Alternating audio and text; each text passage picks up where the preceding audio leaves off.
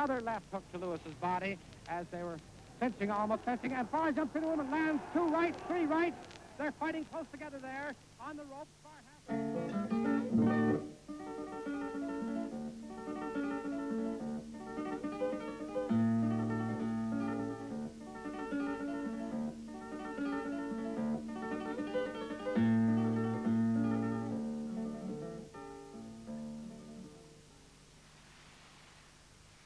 An old man on his morning walk down by the sea in Sussex, a spruce and successful businessman dreaming his dreams.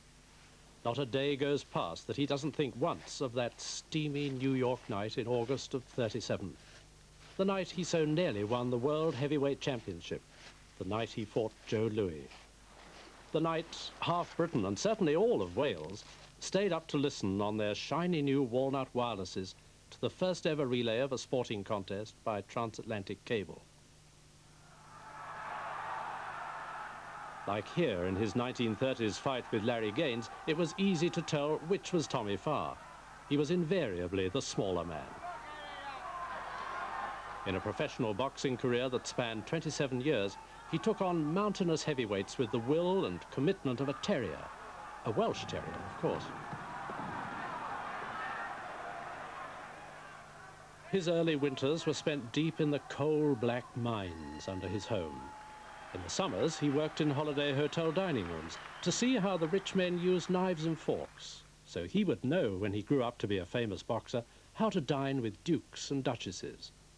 But the Welsh stayed proud of their boyo who had broken free from the dingy drudgery of their dole queues. There was 8 of us. I was one of 8. Which one were you? 4 boys and 4 girls. I was the third youngest. There were a brother and sister younger than me. Where was that? That was in Tonopandi. Your dad was down the pits, was he? He was in the coal mines, my father, but then I was in the coal mines too. Through the Depression, in fact, the strike was... Well, it was the thing, it was the area, really, the Rhondda Valley. It was a mining area. And I mean, you either went to the coal mines, you couldn't go out and do ballet, I promise you. 11 and 9pence a week. That was my wages. You were boxing then? Oh, yes, I was boxing. I was a schoolboy. I boxed as a schoolboy, see, and then I used to travel up and down the Rhondda Valley. Boxing professionally? Oh, yes. I remember the New Inn fight that I had that was way up from Clydach from Tonopandi, right up to Clydach where I went to work. And I boxed in the New Inn there, and I think I got, if I remember correctly, I got 3 and 6pence for a 6-round contest. So then you'd go back and again be down the mines and in the booths in the winter? That's right. You see, then I eventually had enough. I had the coal mines. Then I wanted to make boxing my full-time profession. Then I went away to the boxing booths. Now, how many were there? Were there a lot in South Wales at that time? Well, there was Joe Guess and there was Scarrett's. And then I joined Joe Guess. He was a hard taskmaster, Joe Guess, but he was a great tutor. We were taking the all-comers, you see. They'd say, well, will you go with Kid Farr? See, which is what they called me in those days. £1 for 3 rounds to go with Kid Farr. And I used to have, some nights, 5 fights a night. So... And they fancied themselves, did they? Oh, indeed. So having the 5 fights, you see, a night, I sharpened up the fisticuffs, so to speak. Had you started saving any money by then? I saved up in the post office £109. And the house, 59 Court Street, I bought 59 Court Street when I was 16 and 9 months. I bought it. For the family? That's right. For the young brother and sister, Douglas and Sally of mine, that was left with me, and I took it upon myself to bring them up and rear them up. as I say, my elder brothers and sisters, they'd left home, they got married, and then, like I say, I became father and mother to the younger brother and sister. And I bought this home for them and also for me. And we had a few years there, wonderful, supreme, sublime happiness, the three of us. I started to move up. I started to move up in the boxing profession. I became the light heavyweight champion of Wales. And I thought, well, I must get out now, get further ahead. So I thought to myself, well, right, where could I go in London to live? Well, I suddenly thought of Slough. And there was a great contingent of Welsh people in Slough, and I was told that there was a gymnasium and a hotel called the Dolphin Hotel. Yes, yes, I know it. And that, you do? Near the stadium. So I've got to tell you, this is a funny story. There was, this Dolphin Hotel was in this row. So I got off the station at Slough, and I said, around the corner, they said, the Dolphin is around the corner up there. And as I was coming up, so to speak, there was this Lloyd's Bank on the corner. Well, I said, good God, I said, there's a Welsh bank there as well. You see, that's how unsophisticated I had, honestly. But at boxing, he was becoming extremely sophisticated. The Welsh realized they had bred another Jack Peterson, as Tommy first learned, then sharpened and polished his talents. His year, 1937, had come. Well, I had my fight with Joe Zeman in 37, I won. Then who? Because in those days... Then Ford was March. He was the big South African March of 50. Yes, Ben Ford was a big, strong fellow. And, I mean, although he had beaten my countryman, Jack Peterson, forgive my saying, he was my cup of tea.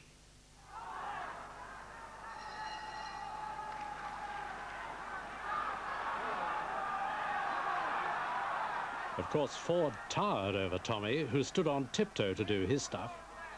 This was for the title of the British Empire, second only in value to the World Heavyweight Championship.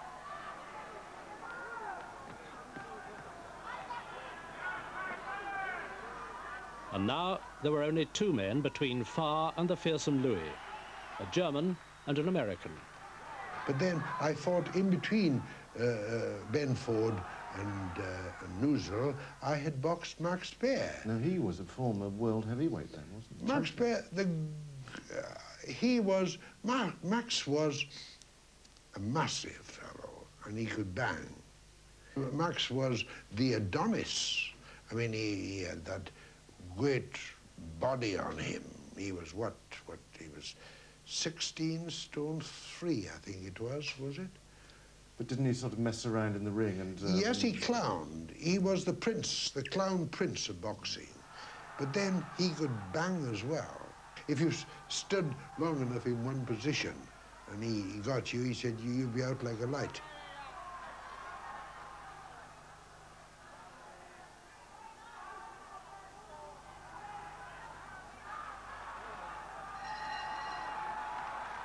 To date, this was Tommy's finest performance. He wiped a smile from Max's face and then prepared a welcome for a large German who had arrived in London.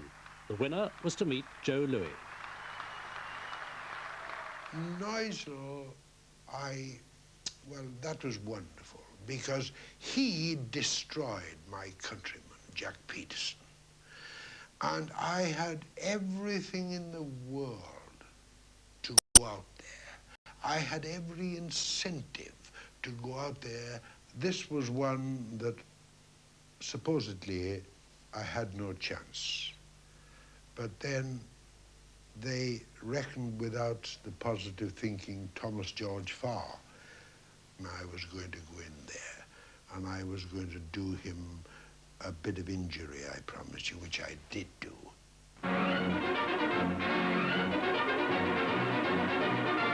Tommy Farr on the right, striped trunks, meets Walter Neusel at Haringey. The Welshman, British and Empire champion, is fighting the German heavyweight who has never yet been beaten by a British boxer. Neusel stands directly in Farr's path, and if Tommy is to get a crack at the World Championship, Walter must be removed.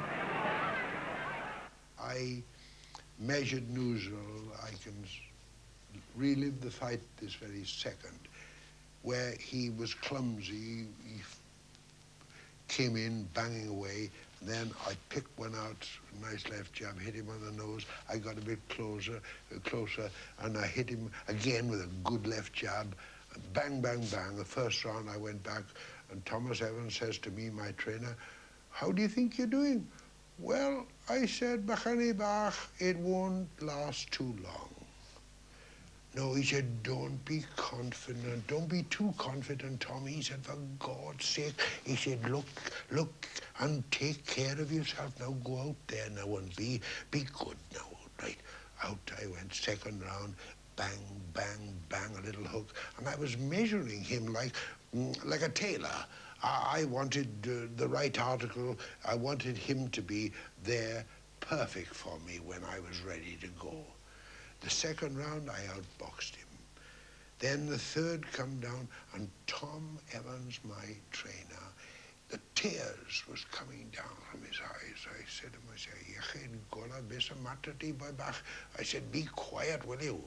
I said, I'm out there to fight What does tonight. that mean? Well, I said, what the devil's the matter with you? Be quiet, you see? So anyway, I went out for the third round, and Neusel, he came out, which was wonderful. He came to me a bit, and I said, oh, you had wonderful, wonderful. So I bang, bang with a good left jab, brought him to me, crack. The British champion is cool and clever. He returns Neusel's punches with interest, and he's got a left. The sensation comes in the third round.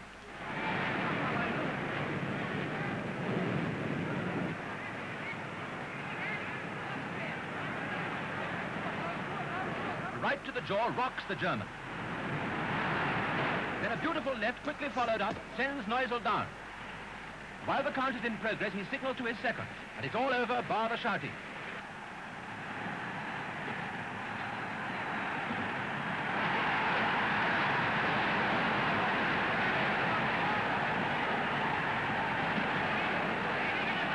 Months ago, Farr was lucky if he got £100 for a fight. Tonight he's made over 400 a minute.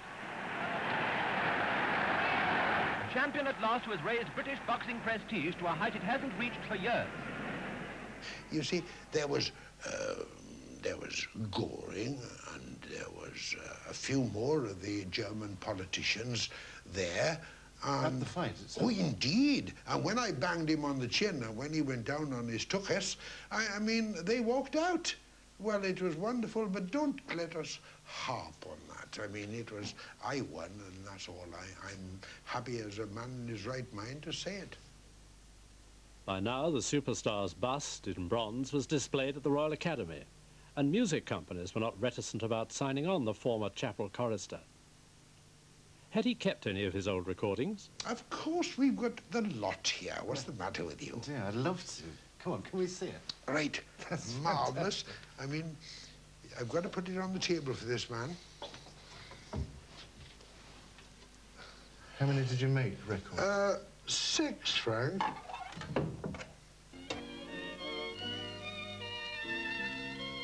If you're feeling lonely whenever we two are apart, just remember all the while you are in my heart.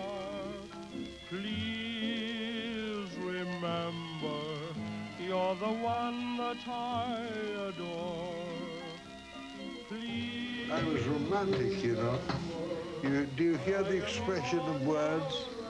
Of course. If I could take The stars out of the heaven blue, I would give them all to you. my voice and a pound note, I'll always get a pint. Let's get back to the big one. Please remember every hour of the day that I'll be happy, dear, wherever I may be. Tony Pandy prays, and half the populace of Britain come to that. They would be up all night to hear, by the miracle of wireless, whether their boy could call a halt to half a century of jokes about Britain's horizontal heavyweights. No Briton had even challenged for this title in 40 years. I trained down in Long Branch, New Jersey, and they did every mortal thing possible for me. I had the training quarters there, and I was just floating. I was in heaven. All this given me literally overnight. You may perhaps have read something somewhere about Tommy Farr. Well, here he is in white, sparring at his training camp in New Jersey, while Jack Dempsey, that famous champion, watches the workout. Britain's super heavyweight is preparing his arguments for a little debate with one Joe Louis, and Jack wishes him well. Tommy, I want to wish you a lot of good luck. You're in great shape, and I know you'll come out with flying colors. All the luck in the world. Thank you very much, Jack. Tommy Farr, what make you think you will win? I'm 23, the same age as you, and I've had over 3,000 rounds of actual fighting, and never taken the count.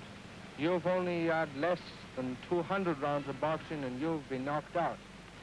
All Britishers the world over can rely on my manager and me to win or die in the attempt. Jolly decent of you, Tommy. Those in the know were calling Louis the finest heavyweight the world had seen. The sleek young giant, grandson of an Alabama slave, had turned professional 3 years before and had won all but one of his 36 fights, 30 of them inside the distance. He would stalk his man like a tiger, and his claws were uncomfortably sharp.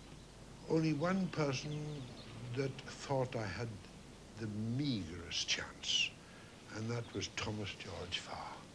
I believed in myself. I said, Joe Louis, right, if he's got a bigger heart than me, I want to see it. You met Louis before the fight? Yes, I did, yes, and he's a delightful person. A delightful person. I mean, he's an undemonstrative person. He moves around and he speaks very slowly, but when he got in that ring, he was a different kettle of fish. Where was the fight held? In Yankee Stadium. In the open air? Oh, indeed, yes. I will never forget, I jumped in that ring, got in there, and then this wonderful crowd, this wonderful American crowd, they were such pity for me. I mean, going in with the brown bomber, the destroyer.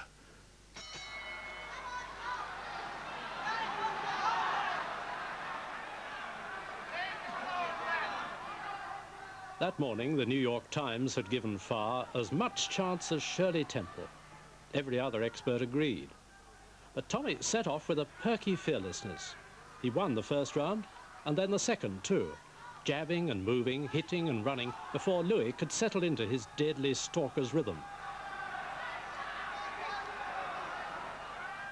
What was it like to be in there with the brown bomber?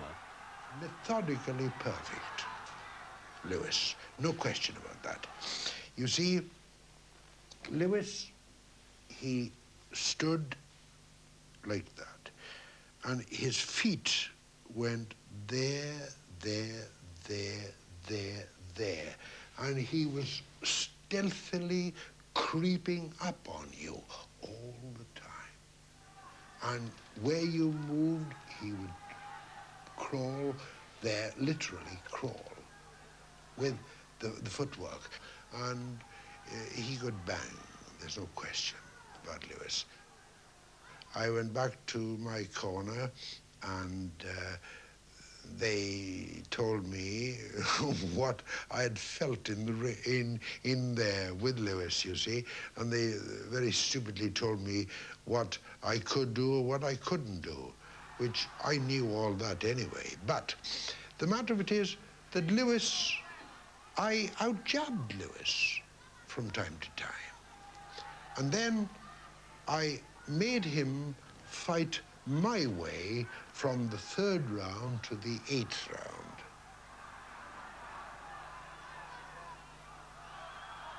But Louis had cut loose in the 3rd round and gashed Farr's eye. It was reopened in the 5th. But in the next round, the Welshman stormed back, cuffing the champion about the face and digging him hard and often in the ribs. Louis was not liking it, and the longer it went, the more perhaps did Tommy's tiny chance improve. For only once in his career so far had Louis been called on to go more than 10 rounds. Farr, of course, had many times fought the full 15. So Louis had to open up now. Was he landing any hard blows? Did he have some good blows? He banged me, stupid idiot that I was. I walked into him, you see, very forgetful, crack. He hit me right there, right in the middle of the forehead. And I felt my forehead blowing up like a balloon. And the round ended. I went back. I said, how is this? He said, Tom Evans, you see. He said, oh, that's nothing at all. Don't need to worry at all about that. I thought it was worry. As I say, it was just like if I was in the middle of an explosion. Tom Evans and Joe B. Churchill says to me, well, you're not bad. You were not too bad. You were just about level. Now with him, I said, oh, Havred, wonderful, wonderful. So, went out for the 12th round. I did a bit of jabbing, a bit of boxing, and then I had a bit of infighting, because infighting was my speciality. And the 12th and the 13th round, I belted Lewis at infighting, and I thought I was a shade on top from what I'd been told in the end of the 11th round, which they confirmed to me in the corner when I had back Joby and Tom Evans. He said, Tommy, it's still nothing in it, but now then you win the 14th and the 15th rounds, he said, and you're going to be champion. So I went back and I invited Lewis at the end of the beginning, rather, not the end, the beginning of the 15th round. I walked out to the middle of the ring, and that was, talk about the actor of the year. I would have been the actor of the year when I went out there, because I was tired as hell. I mean, I was ready to go to bed, not call him out, I promise you, after that bang he gave me in the forehead. But I went out and I fought, stood toe to toe, and we had a fight, the 15th round. Left jab, which goes to his body, Farr's body. Another left, and Farr's is going right after him. Yes, Lewis's nose is bleeding slightly out there. Those punches of Farr's are having their effect. Farr's going right after him. And back in Britain, of course, they were hanging on to every word from this wireless commentary, especially in Tony Pandy, where 5,000 packed the assembly halls to listen, and then go bleary to bed, absolutely convinced their fearless lad had done enough to win. Lewis's head, and they're swinging away at each other, and they're going hard at each other. There's a very hard left from Farr, caught Lewis on the side of the head. The crowd are really excited. And they're shooting out punches there. Lewis can't stop Farr now. Farr's going in there, going right in there after Lewis. Lewis isn't groggy, but Farr's going after him. He can't hurt Farr. And Farr lets him know that, and Farr jumps into him, and he's crashing blows at Lewis. Farr's jumping at Lewis, bombarding Lewis with blows. There's the bell for the end of the fight. There's the bell for the end of the fight. And they're giving Farr a great ovation. Any number of people jumped into the ring there. Any number of people jumped. I did honestly think that it was come see, come saw. I'm not going to cry because he got the decision. I wasn't all that much a winner, really, but it was shaded, and Lewis shaded me with those early left jabs, and I had the forehead to prove it. And what immediately after the fight? Well, I was treated as the winner in New York and wherever I went. But I wanted to get back to my beloved Tonopandi so much, and which I did do. I went down and they gave me a wonderful dinner at the Cross Keys, the public house in Tonopandi, at the Cross Keys, and I trained there, you see, and they gave me a wonderful dinner, and from there I thought, well, I was truly accepted as a heavyweight in Wales. I was truly accepted, and I think that was the first time that I had put Jack Peterson in the shade. Hey, the old scrapbooks, I can't resist them. Well, I and can't... you kept everything. Yes, yes. I daren't look at it, really. Nova to meet Farr. Leicester fight for Farr. They were still in the old English days. Yes, I've got another couple of Hey, who's this? This is the wonderful thing of my life, because I came back then and I went to Olympia, the horse show, and Philip Turner, a very good friend of mine, introduced me to a gorgeous redhead. Her name was Muriel Montgomery Germont. She was a Devonian. But you didn't call her by No, she has been known to me ever since as Monty.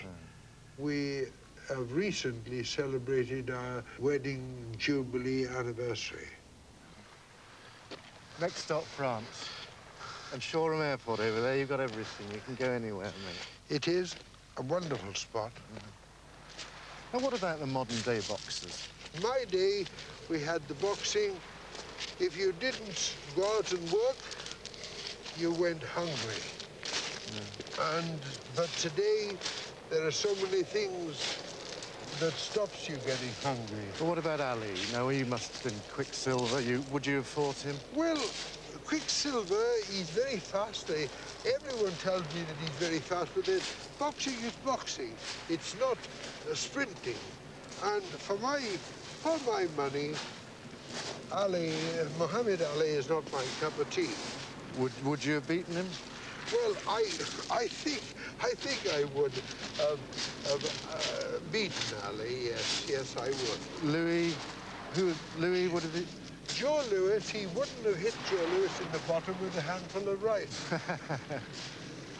I tell you, if I was asked to give an epitaph to my life, I'd say that I claimed that man is master who can stand life's blows and scars, whatever they may be. I'm as happy as a man in his right mind. And the little I have, I owe to boxing, and boxing doesn't owe me a thing.